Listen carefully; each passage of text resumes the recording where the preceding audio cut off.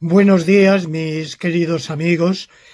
Mm, Querría empezar este intercambio que tenemos hoy con mi saludo y mis mejores deseos a aquellos de ustedes que se vayan a examinar próximamente de Historia de la Filosofía.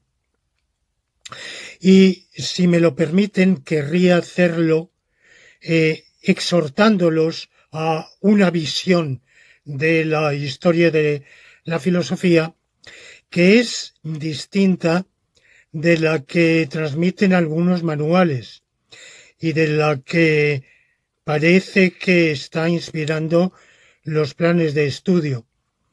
En esos planes de estudio, en los cuales la historia de la filosofía se recoge por unos pocos, o no tan pocos, pero vamos, muy seleccionados filósofos de diversas épocas, desconectados entre sí, sin continuidad.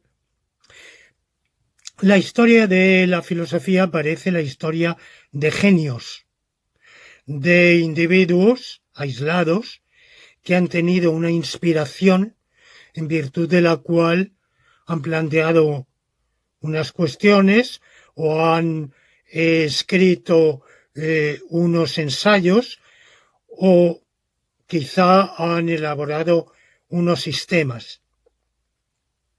Bueno, a mi modo de ver, la historia de la filosofía no es eso en absoluto.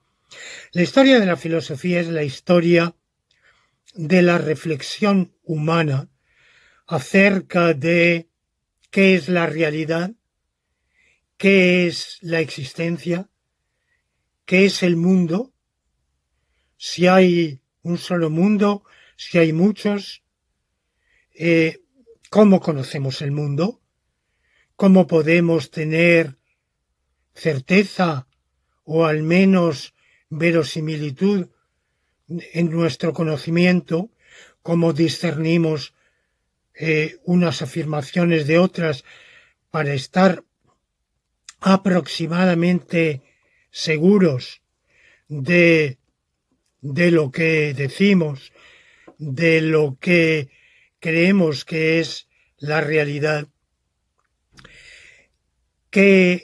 ¿Cuál es el sentido de la vida humana?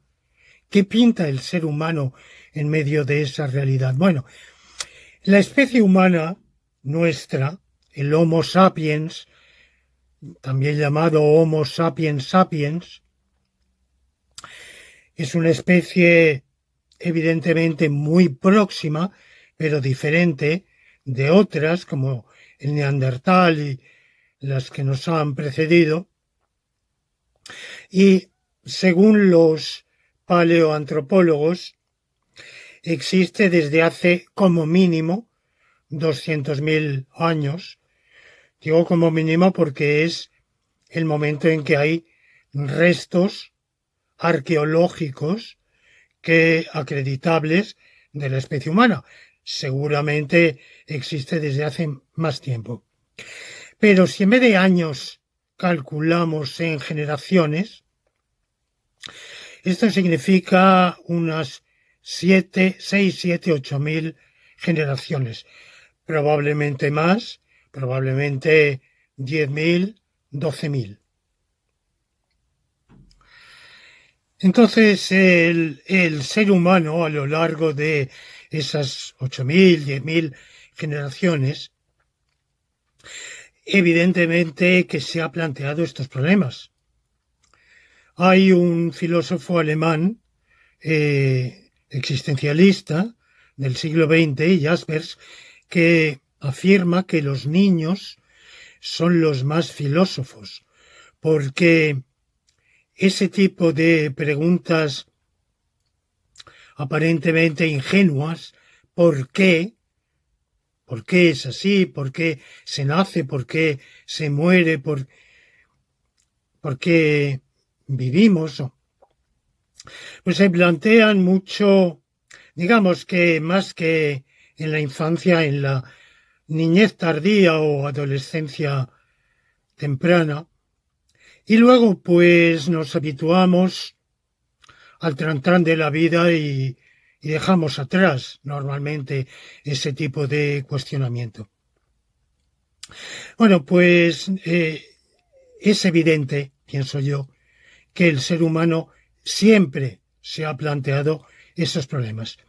La filosofía nace cuando ese tipo de pregunta pasa de ser una pregunta ingenua, sin mayor elaboración, sin disputa entre diferentes respuestas o enfoques, sin un desarrollo conceptual, pasa de ser así a ser justamente una elaboración más sistematizada en la cual se crean nuevas nociones, se trata de ahondar en los problemas, se examinan y discuten los pros y los contras de una solución, de otra solución.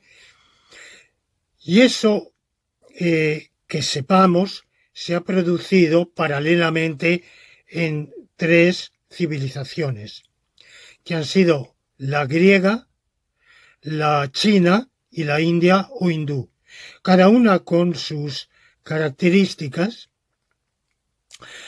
Hoy, durante mucho tiempo permanecieron aisladas. Hoy hay mayor conocimiento mutuo, pero al mismo tiempo ha prevalecido la tradición griega, hasta el punto de que los propios estudiosos chinos e indios de sus propias tradiciones están muy influidos por los conceptos, los problemas de la tradición griega.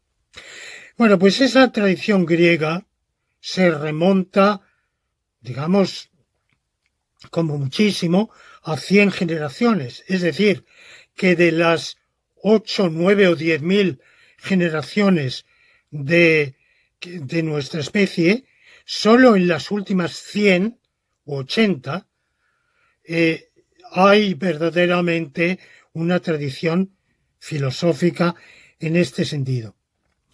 Y es una tradición que es un continuo de problemas y de conceptos.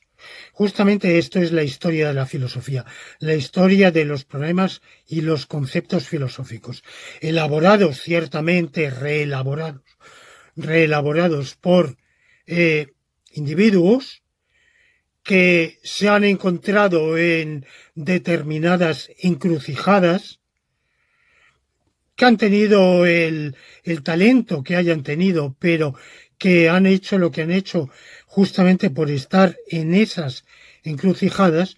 Y por tanto, está bien conocer a los grandes pensadores, pero hay que saber situarlos siempre en su tradición, en la continuidad con los que aun quienes los han precedido y quienes vendrán después. Esta es la visión que creo yo acertada de la historia de la filosofía. Como una labor esencial para el ser humano, llevada a cabo de manera específica, dedicada, con instrumentos intelectuales desarrollados por una minoría, pero esa minoría no hace más que retomar, elaborar, llevar más allá la gran preocupación que tiene el ser humano consustancialmente por el mundo, por la realidad, por su lugar en la realidad. Bueno, y tras estas palabras paso directamente a Platón, que es el filósofo que nos une en este momento y con respecto al cual querría dedicar el resto de este intercambio de hoy. Bueno, lo primero es decir unas palabras sobre mi propio vínculo con Platón. En dos aspectos. El primero, cómo llegué a entroncar yo con Platón, cuál ha sido en mi recorrido vital e intelectual mi relación con Platón. Y el segundo, qué vinculación, qué nexo hay entre la filosofía platónica y la que yo he desarrollado. La verdad es que a Platón me une un amor filosófico. Y como cualquier amor, no amorío, sino verdadero amor, las cosas pueden empezar bien o empezar mal. En mi caso empezó mal, ¿eh? He de decirlo con toda sinceridad. El bachillerato que yo estudié en los años 50 del siglo pasado tenía una sola asignatura de filosofía que era muy mala, muy mal organizada, con un libro de texto pésimo, y además yo la hice por libre, porque entonces se podía hacer eso y yo quise adelantar y quise obtener el bachillerato a los 15 años, y lo obtuve, saltando un año, cursando el último año por libre, de manera que yo lo estudié de manera puramente autodidáctica. Tampoco creo que si hubiera seguido las lecciones de el profesor de filosofía de mi instituto me hubiera ido mejor. Bueno, el hecho es que en mí en aquel momento la filosofía no produjo mayor interés. Yo pensaba dedicarme al estudio de las lenguas clásicas, del griego, del latín, de la cultura greco-latina, y la filosofía no me impresionó. Pero después, entonces, entre el bachillerato y la universidad, había un curso intermedio que se llamaba preuniversitario, abreviadamente el PREU, que después, más adelante, se llamará el COU. Y en ese PREU teníamos asignaturas monográficas y en griego tuvimos el Fedón de Platón. Entonces, bueno, pues qué mejor ocasión para familiarizarme con Platón y con la filosofía. Pero el Fedón es uno de los muchos diálogos de Platón que versa sobre la inmortalidad del alma y, como todas las obras de Platón, es encantadora en su elaboración literaria, está muy bien ambientada y nos cuenta el relato de un Sócrates que ha bebido el veneno, la cicuta, y va a morir porque la cicuta va produciendo la parálisis paulatina del cuerpo hasta llegar a la muerte. Y en esas últimas horas tiene un diálogo filosófico muy ameno con varios interlocutores, principalmente Simias y Cebes.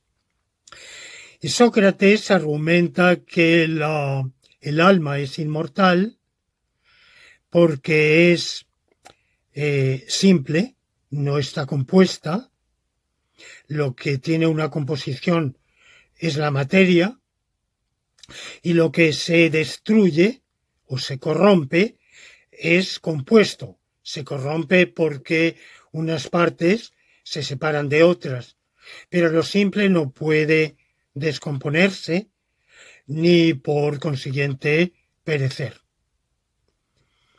Bueno, entonces hay unas objeciones de Simias y Cebes.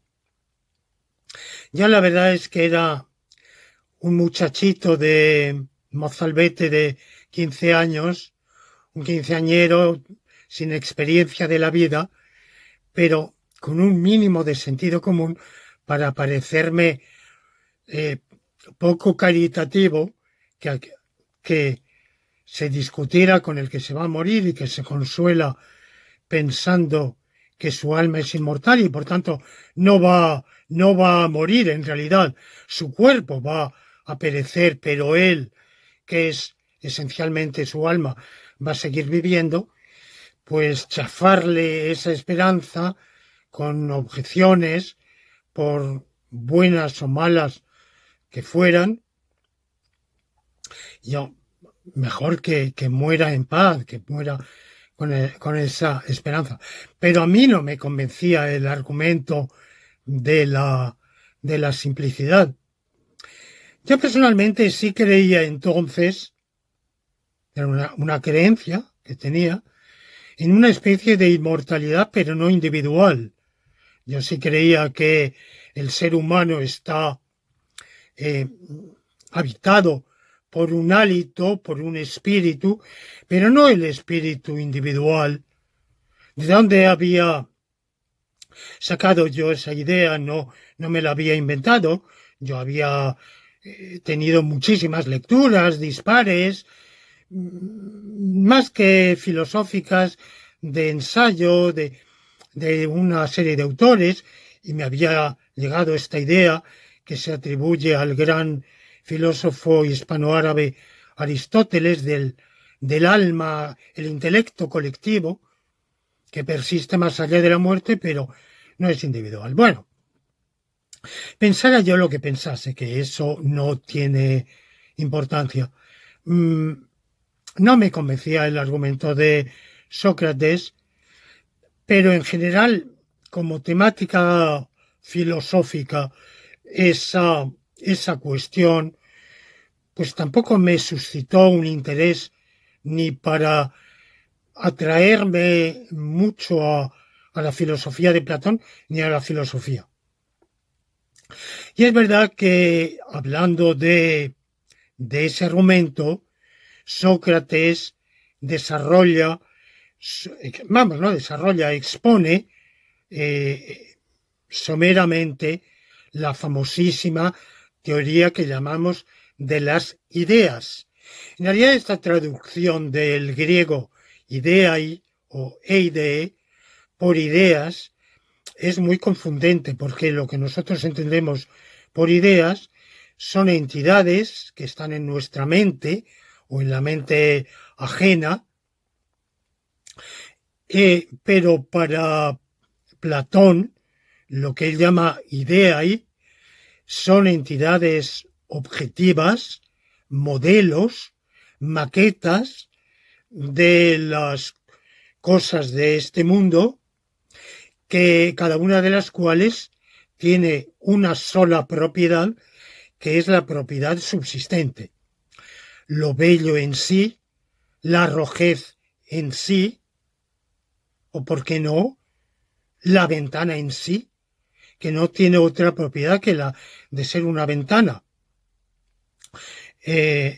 Yo tengo ahora mismo delante una ventana, ustedes pueden ver ventanas o alguna ventana en el cuarto en que estén, pero la ventana en sí no tiene ninguna de las características de esta o aquella ventana.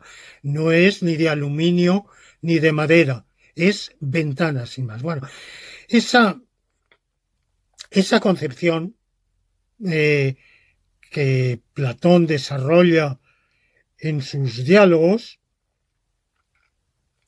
en varios de ellos pienso yo de manera más eficaz, más convincente que en el Fedón.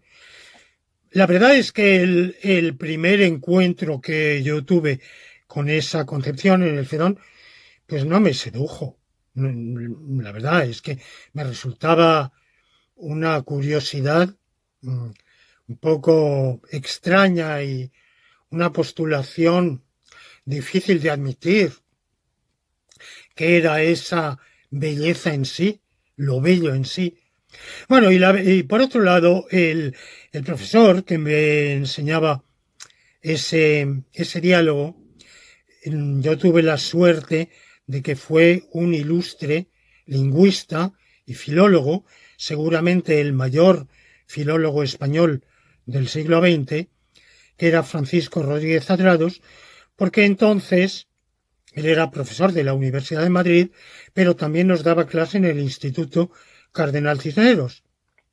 Era algo que se hacía mucho entonces, los sueldos eran cortitos y se permitía compatibilizar una cátedra en la universidad con una cátedra en el instituto.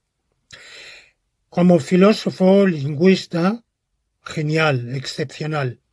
Pero claro, no era un filósofo y por tanto para enseñar una reflexión, una temática filosófica, no era el más adecuado.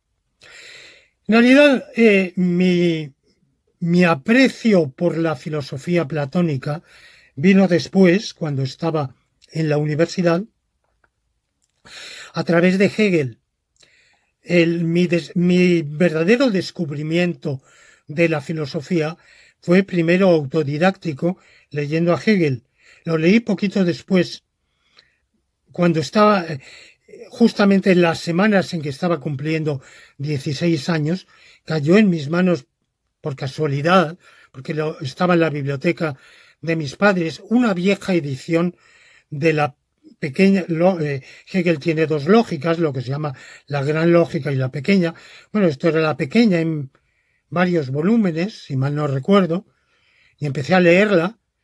Me fascinó la dialéctica del ser y la nada, y fue el flechazo con la filosofía. Y quizá ese encuentro marcó para toda mi vida una concepción, una idea, en el sentido en que nosotros decimos idea, de que la realidad es contradictoria.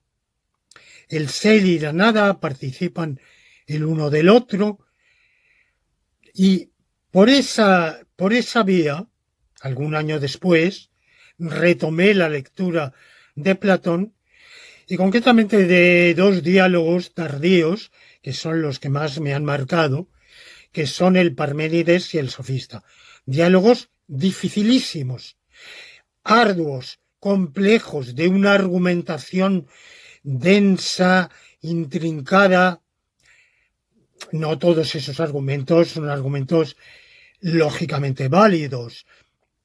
Hay algunos en los cuales podríamos perfectamente decir, bueno, ahí hay una confusión, hay un paralogismo, pero dejando los detalles, la argumentación en su conjunto por lo menos para mí, resultó cautivante, fascinante, y a partir de ahí yo me fui interesando por Platón.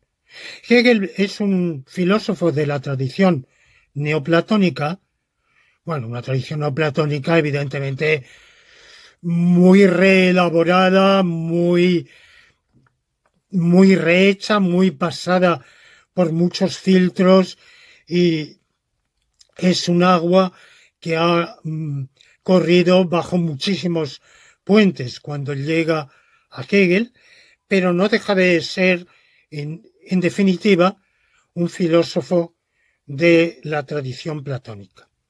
Y en mi trayectoria, digamos que va a haber 4 grandes inspiradores, que van a ser Platón, Hegel, Leibniz, que también es un filósofo platónico, él mismo se considera platónico, pero no pertenece a la tradición neoplatónica, y Frege, que es considerado como el fundador del platonismo moderno. Pero luego diré qué es lo que en la filosofía moderna se llama platonismo.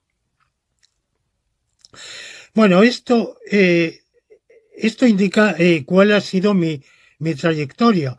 Luego ya cuando ya sea profesor de filosofía, y antes de serlo incluso, cuando esté terminando mi licenciatura filosófica y más tarde como profesor, dedicaré mucho tiempo a estudiar la obra de Platón, escribir un capítulo de un libro sobre Platón y una serie de artículos sobre diversas facetas de Platón, incluyendo una sobre el Fedón, evidentemente ya desde una perspectiva totalmente diferente, pasando por muchos filtros conceptuales, por otra perspectiva diferente.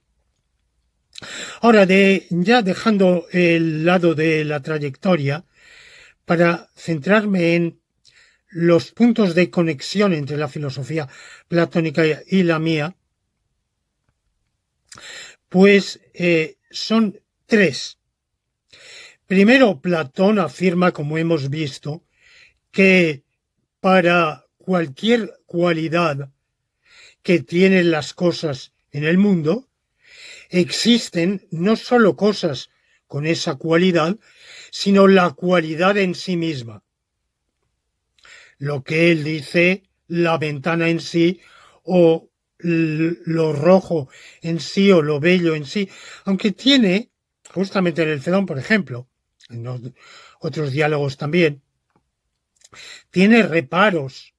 Se pregunta, por ejemplo, si también hay formas, ideas, yo prefiero traducir ese término idea como formas, si también hay formas subsistentes de las cucarachas, pelos y demás cosas sucias. Las formas le parecen algo excelso, sublime, y claro que lo bello en sí exista, vale, pero también existe lo feo en sí, también existe el bien, pero también existe el mal. Y cosas despreciables. No sé por qué los pelos están también entre, entre las cosas menospreciables a su juicio. Bueno, él tiene dudas, ¿verdad? Pero dejando de lado esas dudas, esos escrúpulos, podemos decir, de manera general, que para cada cualidad existen no solo cosas con esa cualidad, sino la cualidad también, subsistente de algún modo. El afirmar que existen las cualidades es lo que se llama el realismo de los universales. Y lo que en la filosofía contemporánea, principalmente la filosofía anglosajona contemporánea, inaugurada por un alemán, que fue Gottlob Frege, a fines del siglo XIX, pero que ha tenido irradiación principalmente en el mundo anglosajón. Lo que se llama platonismo, que lo inauguró precisamente Frege, es la creencia en el realismo de los universales. Lo que pasa es que este realismo de los universales tiene muchas modalidades y hoy nadie lo profesa en los términos del propio Platón, de una especie de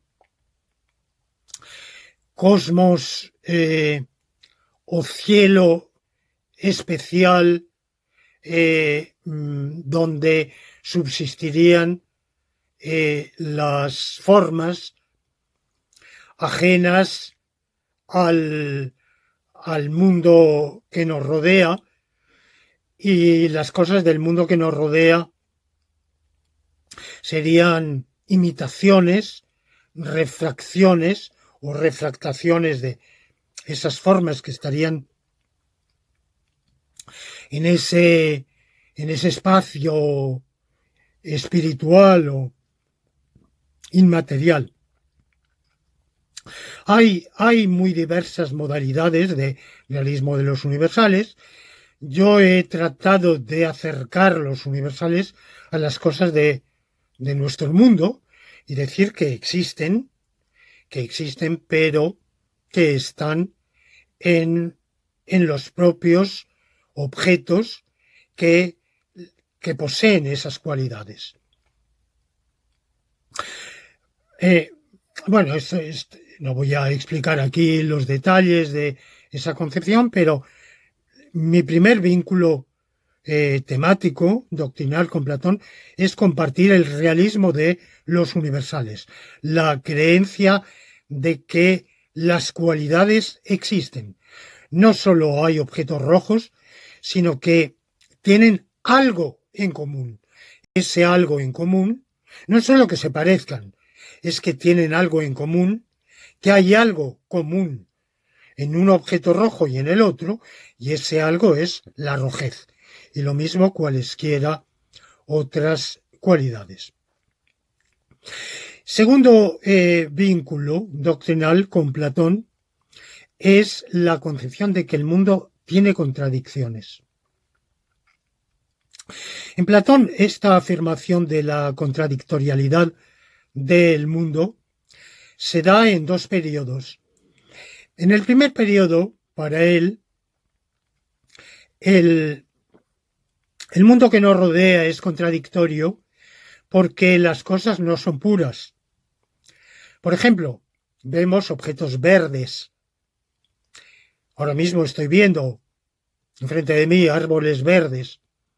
Bueno, pero unos tienen un verdor y otros otro verdor. Unos son más verdes y otros menos verdes. Es que unos participan más del verdor y otros participan menos del verdor. El verdor está mezclado con el no verdor. Al mismo tiempo vemos que todo eso existe, pero sabemos que justamente en comparación con las formas que tienen una existencia plena, todo lo que nos rodea tiene un grado menor de existencia. Y posiblemente dentro de lo que nos rodea, unas cosas existen más y otras existen menos. Por ello, porque este mundo es impuro, se mezcla una cualidad con la opuesta, se mezcla la existencia con la inexistencia, hay contradicciones en este mundo de las cosas que nos rodean. Pero en la primera etapa de Platón, el mundo de las formas no es contradictorio. Justamente cuando llegamos a esa etapa última del Platón tardío, más autocrítico, por ejemplo en estos dos geniales diálogos que he mencionado, Parménides y Sofista, ahí Platón cuestiona ese supuesto de que en las formas no haya contradicciones. Y piensa que también las hay. También en ese mundo de las formas hay mezcla. El uno está mezclado con lo múltiple, el ser está mezclado con el no ser, el ser así está mezclado con el ser distinto, y eso relativiza la diferencia entre el mundo de las formas y este mundo en que vivimos, lo cual le plantea a Platón un problema evidentemente de si en ambas esferas o en ambos niveles del ser, de la realidad, se dan contradicciones y se dan mezclas. Bueno, pues entonces, ¿en qué estriba la diferencia entre el uno y lo otro? Bueno, ese problema, como tantísimos otros problemas de interpretación de la filosofía platónica, lo dejo para los estudiosos de Platón, queda abierto. La verdad es que Platón nos abre muchísimas incógnitas, pero él no nos da respuesta porque nunca escribió un tratado de filosofía. Y mi tercera coincidencia doctrinal con Platón, ya la he apuntado de paso, pero la voy a hacer ahora más explícita, que es la graduación. En Platón, como hemos visto, por lo menos en su primer periodo, que es también sin duda el más largo de su trayectoria, las cosas de este mundo son contradictorias por estar mezcladas, por tener mezcla, por ser impuras, porque el verdor se mezcla con el no verdor, la grandeza se mezcla con la pequeñez. Justamente en el Fedón, volviendo al Fedón, se plantea una teoría de los comparativos, de por qué, en qué consiste que uno sea más alto que otro, más grande, en griego se dice grande, y bueno, pues en realidad esto es porque en ambos hay grandeza, simias y cebes, porque el uno es más grande que el otro. Bueno, en ambos hay grandeza y pequeñez, pero en el uno hay más grandeza y menos pequeñez y en el otro al revés. Y esta combinación de cualidades opuestas, que se da por grados, esto hace que la realidad del mundo que nos rodea pues sea una realidad gradual. Hay grados de todo, grados de grandeza, grados de verdor, grados de belleza, grados de bondad. En este mundo las cosas no son blanco o negro, todo o nada, sino justamente, finalmente, intermedias, metaxu, como se dice en griego. Ya hay un problema cuando en el último Platón esta concepción contradictorial se traslada al propio mundo de las formas, si también en él hay graduación. Bueno, yo no he estudiado a fondo el asunto, pero en mis lecturas no he encontrado que él desarrolle una teoría de grados de realidad o de existencia sistemática, porque Platón nunca es sistemático.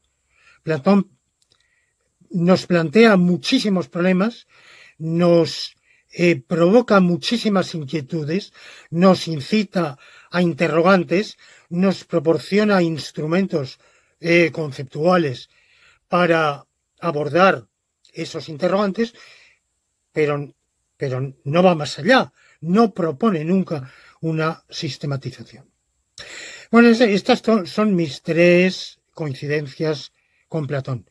Yo creo que a través de estas coincidencias he hablado más que suficiente de mi visión de Platón, del gran Platón, que sigue siendo, que fue y sigue siendo el mayor filósofo de todos los tiempos, aunque no haya hecho un tratado, aunque no haya expuesto una filosofía sistemática.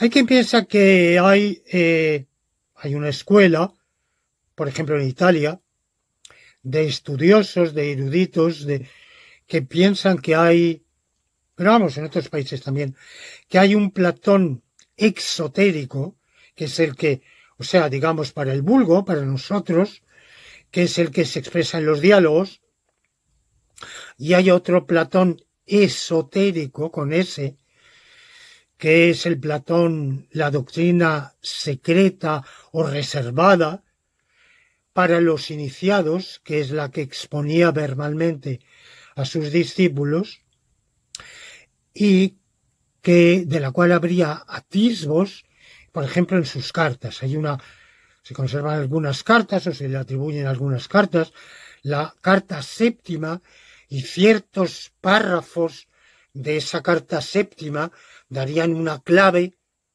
que ahí estaría encerrada la verdadera filosofía platónica. Bueno, yo con todos los respetos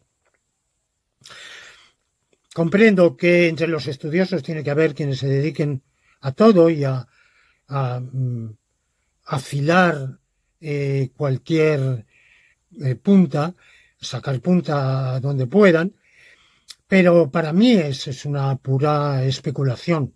En realidad, no No sabemos absolutamente nada de que existiera tal doctrina reservada, ni menos que se pueda extrapolar de unas frases sueltas de una carta que ni siquiera es del todo seguro que sea verdaderamente escrita por Platón.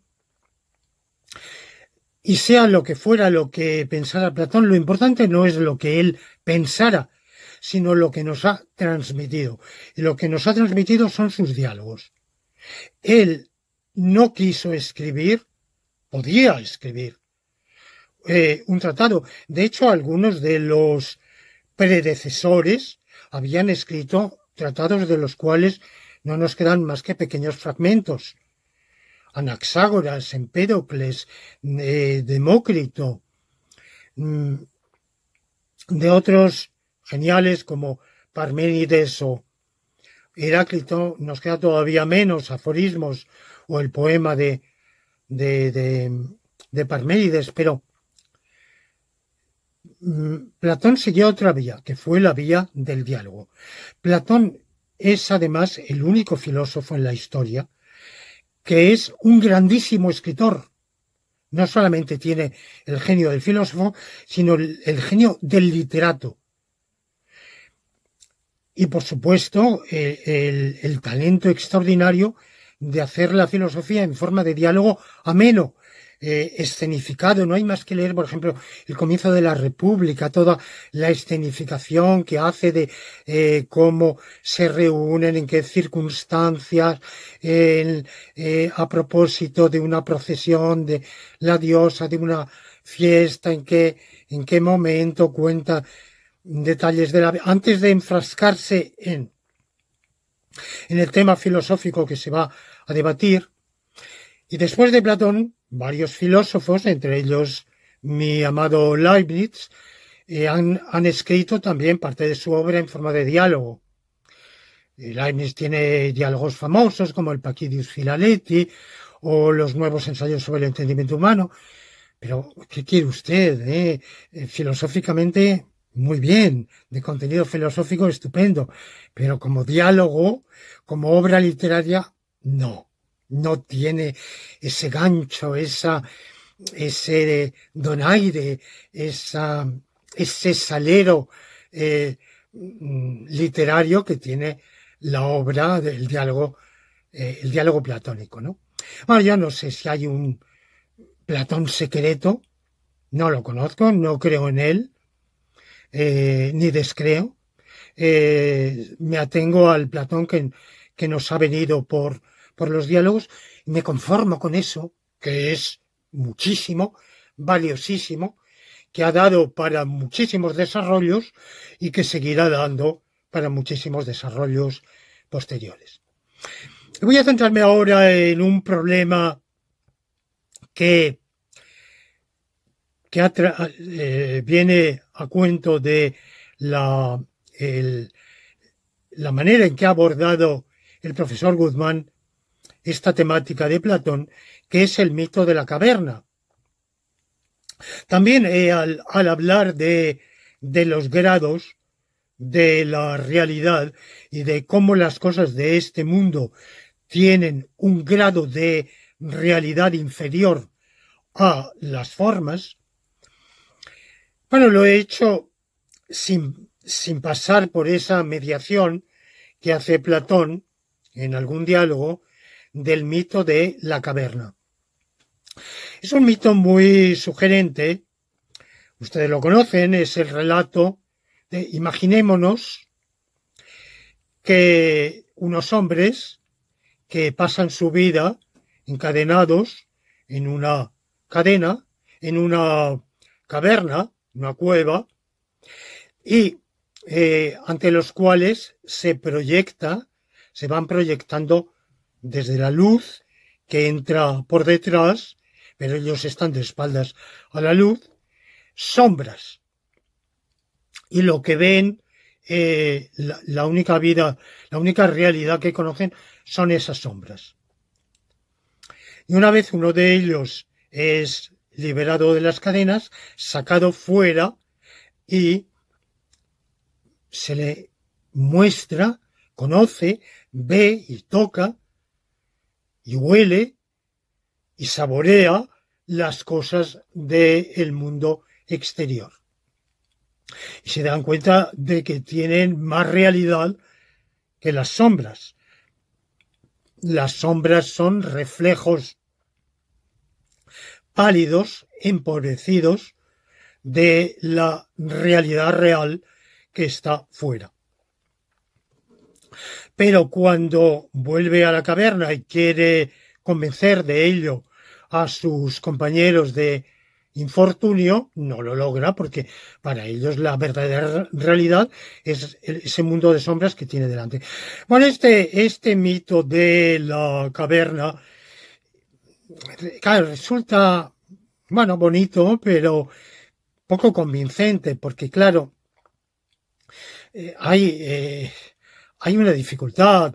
Estos encavernados se limitan a ver las sombras, cómo pasan su vida sin tocar nada, normalmente para vivir las operaciones vitales son muchas y en esas operaciones vitales la vista es una de ellas, pero también hay que oír, y sobre todo tocar.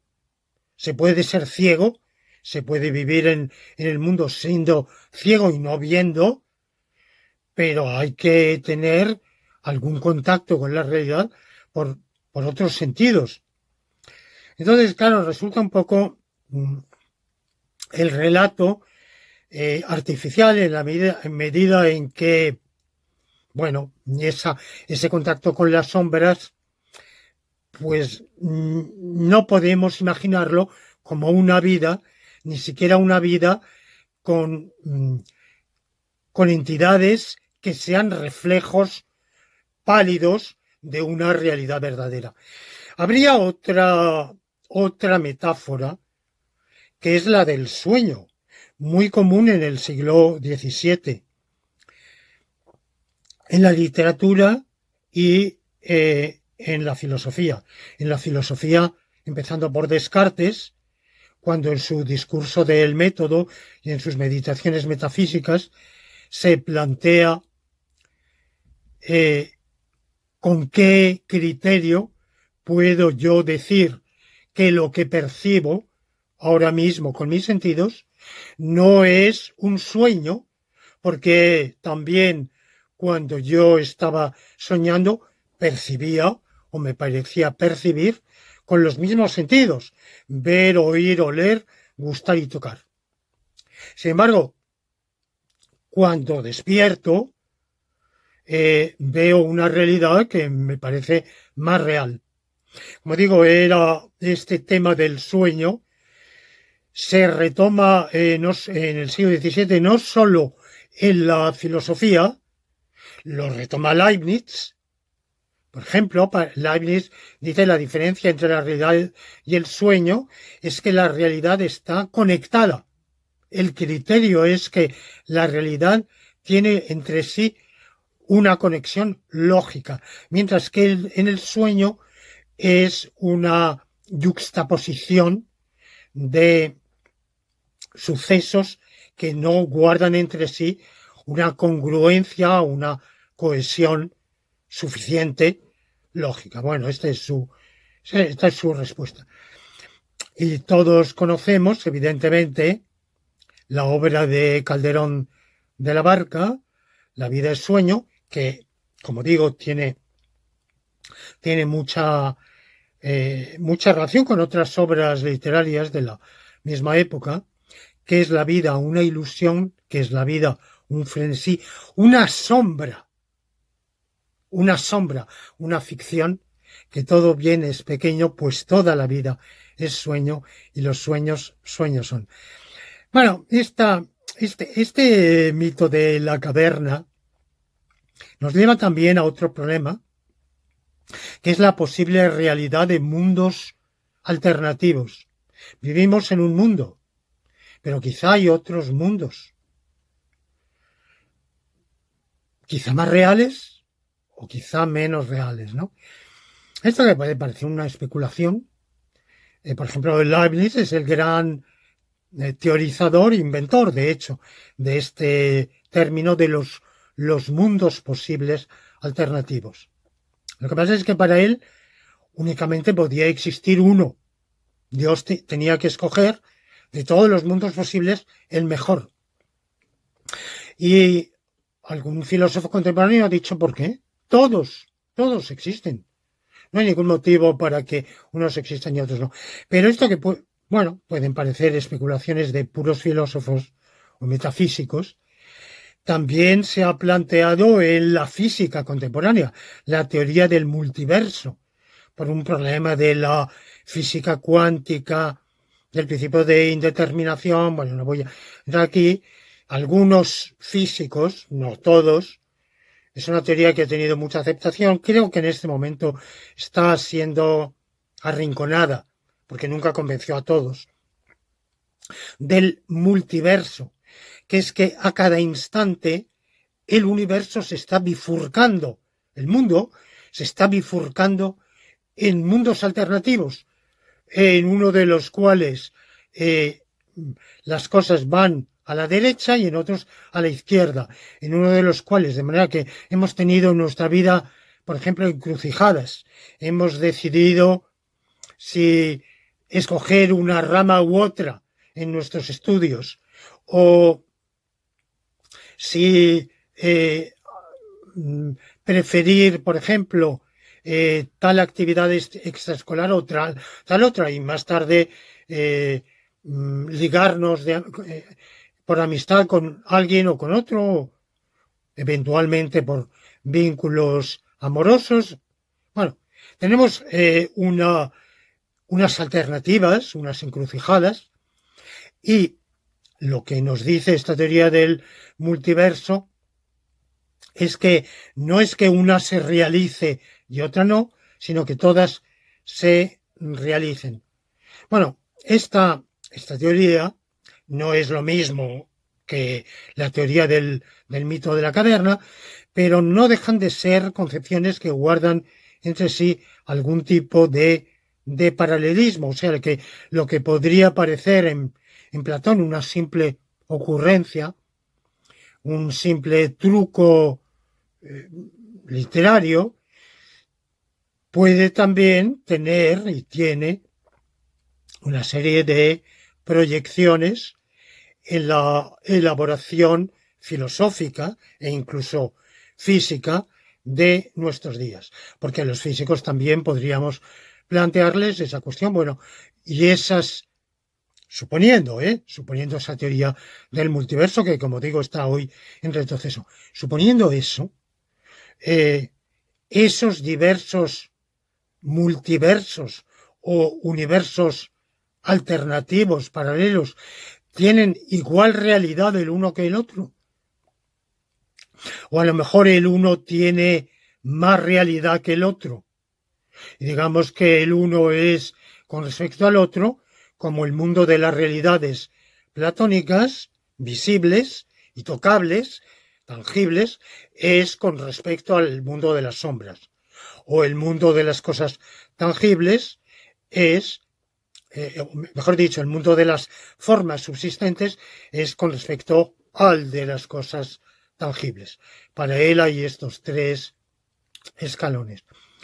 Bueno, como digo, es Platón únicamente pretende con este mito presentarlo como eso, como un mito, un símil, como cualquier símil quiere ser sugerente, incitativo, nunca, como todos los mitos que hay, que están desparramados en la obra, en los diálogos de Platón, son simplemente mitos que incitan a la reflexión.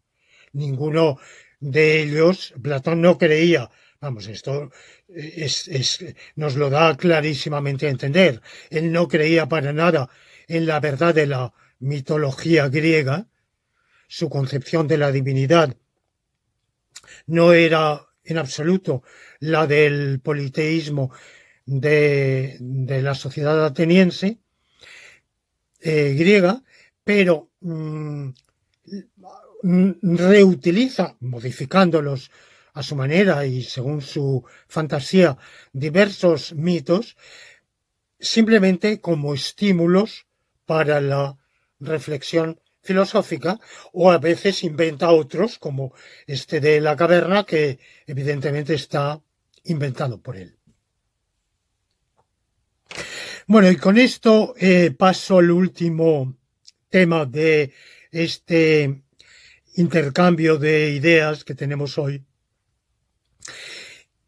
que es mi opinión de la Atenas de Platón, de la Atenas de Sócrates, Platón y Aristóteles. Lo primero que nos llama la atención es que ni esa Atenas no gustó ni a Sócrates, que combatió, vamos, de Sócrates en realidad sabemos muy poco, porque lo que sabemos de él es a través de Platón, pero el Sócrates de Platón es un personaje literario, con una base real, más o menos remota, pero es un personaje ficticio. Evidentemente, con hechos reales, sin duda, que cultivaba la amistad de los jóvenes, que practicaba la filosofía por modo de diálogo, que fue acusado de impiedad y condenado a muerte y ejecutado por condenado a beber la cicuta. Bueno, sin duda estos son detalles verdaderos. Lo conocemos también por Jenofonte, pero Jenofonte tampoco es un autor, digamos, perfectamente fiable, ni mucho menos. Lo conocemos por fuentes literarias, pero nada de todo ello constituye un relato verdaderamente confiable del personaje Sócrates. Pero en fin, parece ser que, entre otras cosas, combatió, estuvo movilizado, como todos los hombres atenienses libres en la guerra del Peloponeso, y combatió en ella, pero no era no le gustaba la Atenas de su época, no le gustaban las instituciones de la Atenas de su época, ni a Platón, en absoluto.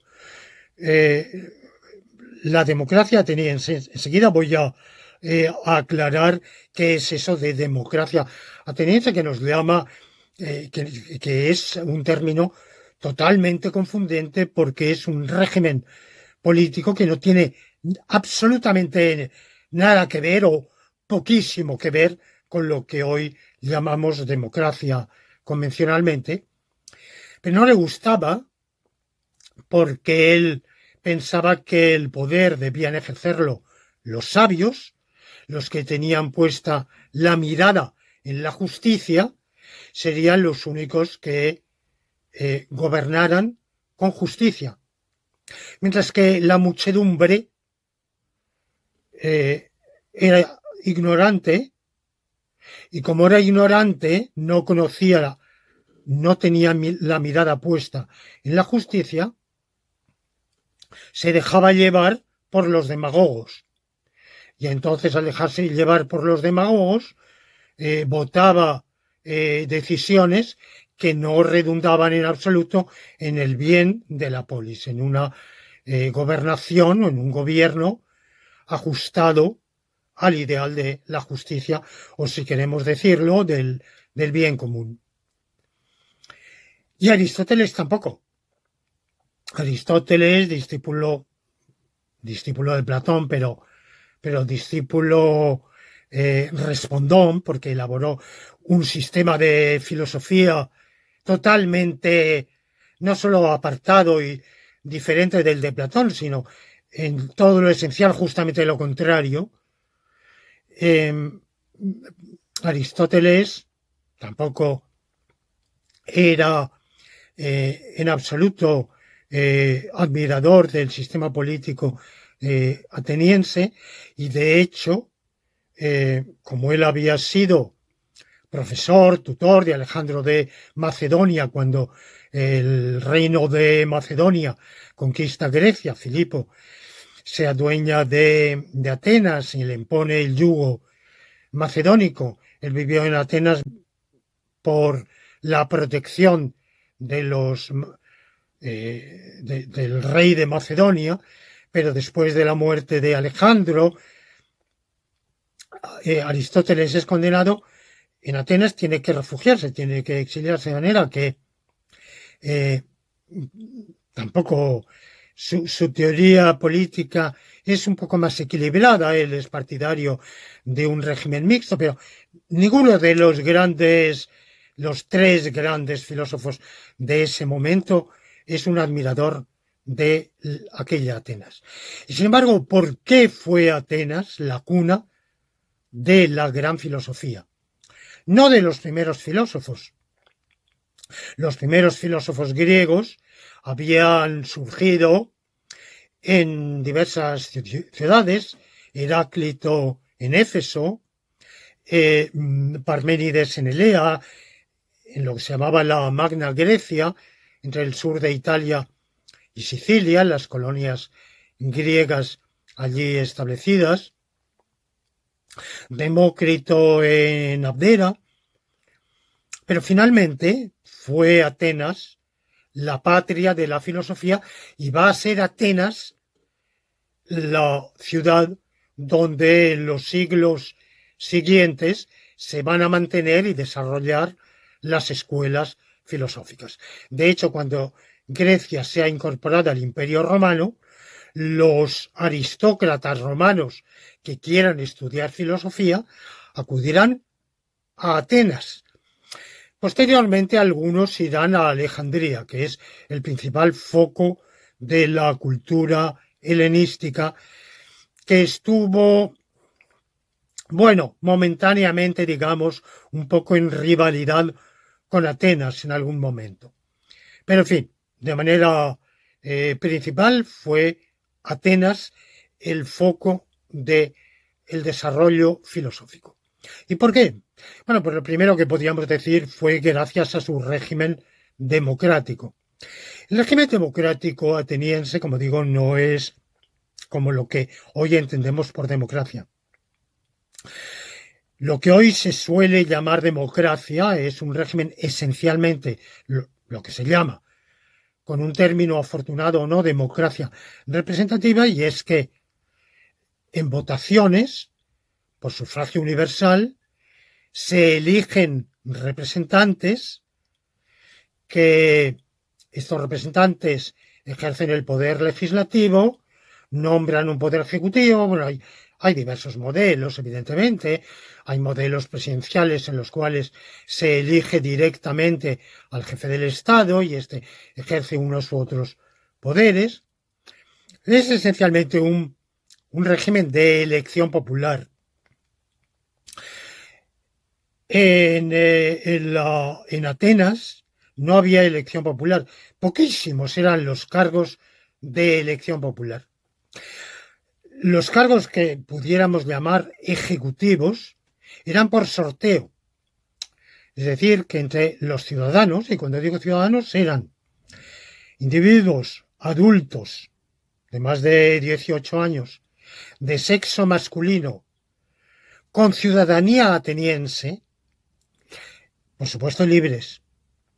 Es decir, lo cual excluía a las féminas, a los menores de esa edad,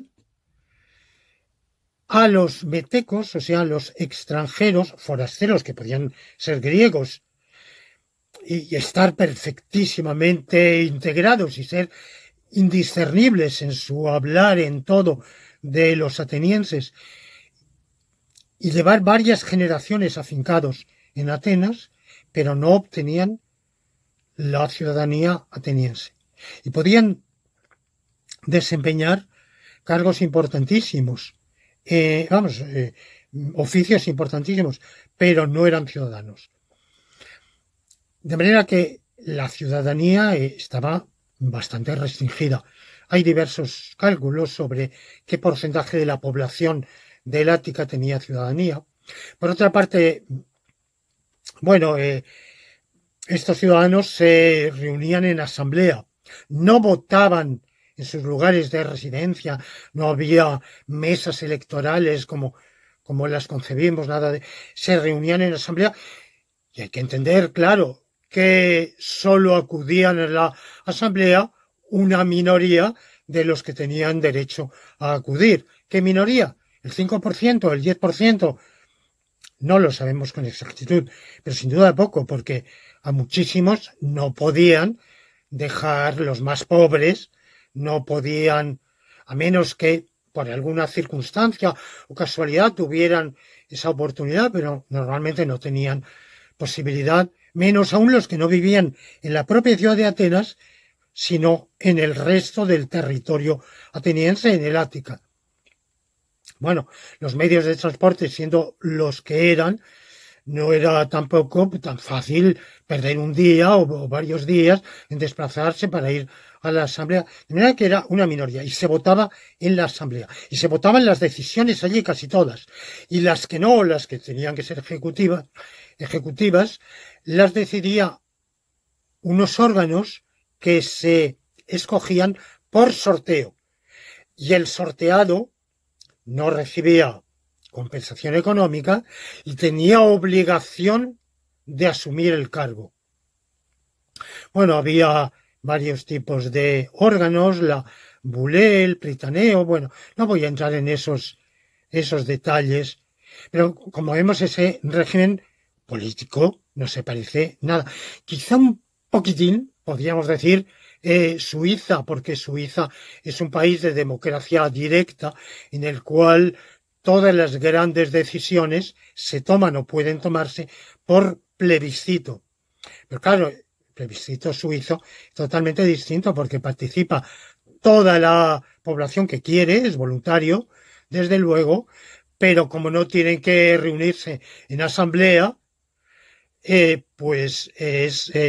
la participación es muchísimo mayor y además la ciudadanía suiza se puede adquirir por afincamiento. Si un español va a Suiza, obtiene el permiso de residencia, que es poco difícil, pero se instala y al cabo de un tiempo, según las leyes suizas, adquiere él o, por supuesto, sus descendientes la nacionalidad suiza y es un ciudadano suizo como los demás. En Atenas no, ¿verdad? De manera que ni siquiera Suiza es comparable. Por otro lado, asociamos la democracia a libertad. Y no cabe duda de que en Atenas había un margen de libertad, un margen. Pero que esa libertad estaba muy limitada, lo prueba el propio caso de Sócrates, que fue condenado a morir por sus ideas, por afirmar que tener que las divinidades, o presuntamente haber enseñado que los dioses del panteón helénico no eran verdaderos, sino que la divinidad era otra, y concretamente que Venus y Marte eran planetas como la Tierra, estaban hechos de tierra y de barro, y por tanto que no eran dioses. Bueno, pues como digo, esa libertad estaba limitada. El sistema político, el sistema judicial que conocemos mal, nos son extremadamente diferentes. Y por otro lado, esa Atenas que admiramos porque con todo frente a los regímenes oligárquicos de Esparta, de Corinto, de de Tebas, Atenas, al fin y al cabo, un régimen político en el cual todos los ciudadanos libres podían participar y decidir, nos resulta evidentemente más cercano, pero tenemos que tener en cuenta que esa Atenas democrática era también una Atenas imperialista, que era dueña de un imperio de colonias. Colonias no era el sentido moderno de la palabra, pero eran ciudades griegas súbditas de Atenas, a la cual tenían que pagar un tributo y que estaban sometidas al dominio, que cuando alguna de ellas se sublevaba, corría el riesgo, como la guerra del Peloponeso empieza así, precisamente una ciudad Mitilene, si mal no recuerdo, que se subleva contra Atenas, y la asamblea ateniense decide enviar una expedición punitiva que dé muerte a toda la población. Al final habrá una contradecisión, habrá una resolución menos cruel. Entonces los sublevados llaman en su auxilio a Esparta, y así empieza la guerra del Peloponeso. Bueno, pues este tipo de costumbres bélicas no se dan en Roma, por ejemplo. Es verdad que en el caso de Roma hay excepciones. Roma destruyó Cartago, destruyó Numancia, destruyó Corinto, pero son excepciones. De manera general, la conquista romana no se hace destruyendo, aniquilando las poblaciones. Es verdad que muchas veces reducía la esclavitud a una parte significativa de los, sobre todo de los combatientes, pero las costumbres bélicas son diferentes. Yo pienso que cuando hablamos de que el mundo actual es heredero de la civilización grecorromana, o grecolatina, tiene una dosis de exageración. Nuestra filosofía es griega, desde luego. Hasta en la literatura, debemos mucho a los griegos. Por ejemplo, la tragedia española no ha sido más nacional. El teatro español clásico ha sido más nacional, pero el teatro clásico francés del siglo XVII ha tomado muchísimo del griego. Y no cabe duda, por ejemplo, en pintura, la mitología griega ha influido muchísimo. Bueno, no cabe duda de que en estos aspectos artísticos, literarios, la influencia griega es importante.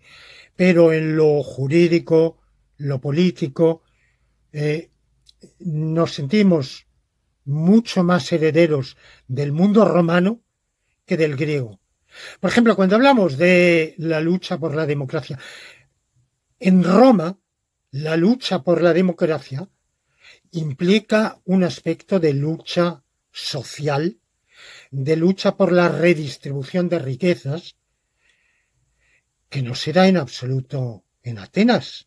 En Atenas, cuando hay la lucha entre el partido oligárquico y el partido democrático, pero jamás se plantea ningún problema de lucha por la redistribución de la riqueza, por ninguna medida de redistribución social, como sí en Roma. En Roma también los cargos, las magistraturas son electivas, por un procedimiento de elección evidentemente totalmente distinto de los procedimientos de sufragio que hoy se han desarrollado.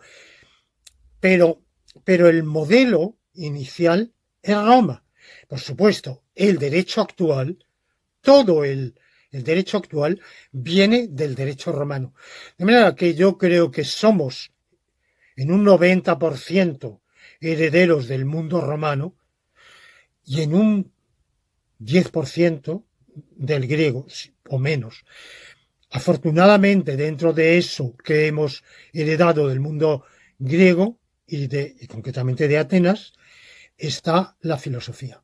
Pero no he contestado una pregunta y con esto termino. ¿Por qué Atenas? ¿Por qué la filosofía se desarrolla en Atenas, no en Tebas, no en Esparta, no en Corinto, no en tantas otras ciudades griegas? No lo sé. Podemos pensar que, a pesar de todo, en Atenas había un margen de libertad mayor y que evidentemente la filosofía se desarrolla gracias al margen de libertad. Podemos pensar que fue la ciudad más rica, más próspera, donde más se desarrolló. Si decimos industria, llamamos error porque, claro, lo que entonces había como manufactura era un artesanado muy distinto de lo que hoy llamamos industria, pero con todo era una ciudad de gran desarrollo de la artesanía, del artesanado, muy comercial. Quizá fue por esa prosperidad, quizá fue porque, pese a todas sus limitaciones y todo lo que tengamos que reprocharle, era un sistema político con ese margen de libertad de expresión. No lo sé. No lo sé, la verdad es que no lo sé. Creo que de todos modos nuestra visión retrospectiva de Atenas es más positiva que la que tuvieron los propios grandes filósofos atenienses, bueno, radicados en Atenas en aquel momento. Y que en la Atenas posterior van a florecer todas las grandes escuelas posteriores, el liceo aristotélico, la academia platónica, el jardín epicúreo, la escuela estoica. Todos ellos van durante siglos, se van a mantener en Atenas, y por eso Atenas ha pasado a ser incluso un nombre común para hablar de una ciudad de gran desarrollo del saber, de la cultura. Se dice la Atenas. Por ejemplo, yo mi tesis doctoral filosófica la hice en Bélgica, en la ciudad de Lieja, que se preciaba de ser la Atenas del Norte. Bueno, creo que este título de ser la Atenas del norte, del sur, del este, del oeste, de lo que cada uno quiera, se lo han disputado diversas ciudades, pero se ha quedado como un término por antonomasia. Es porque, pese a todas sus limitaciones, pues le agradecemos a Atenas que nos haya transmitido esta cultura filosófica. Agradezco a todos la atención y les pido perdón si es que me he extendido más de la cuenta en este intercambio de ideas, y reitero mi deseo de que los que se vayan a examinar vayan con muchísimo ánimo, con la convicción de que van a probar y sacar buena nota, porque en la vida siempre hay que ir con optimismo, pensando lo mejor, y, y les deseo muchísima suerte y mucho éxito.